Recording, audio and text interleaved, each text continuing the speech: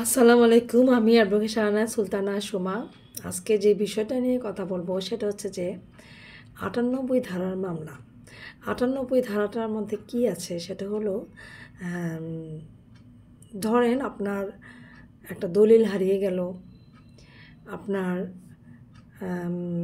Check হারিয়ে গেল, অথবা আপনার স্ট্যাম্প ছিল বাসায়, সেই স্ট্যাম্পটা হারিয়ে গেল, অথবা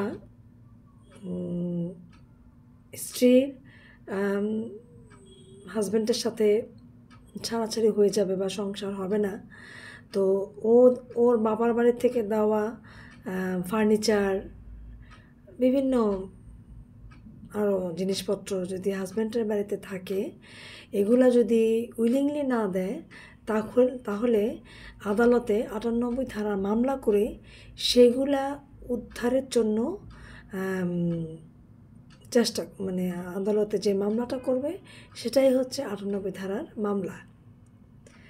মাল উদ্ধার, স্ট্যাম্প উদ্ধার, দলিল উদ্ধার, চেক উদ্ধার, এই সমস্ত উদ্ধারের যে মামলাগুলো আদালতে হয় সেটাই হচ্ছে ৯৮ ধারার মামলা।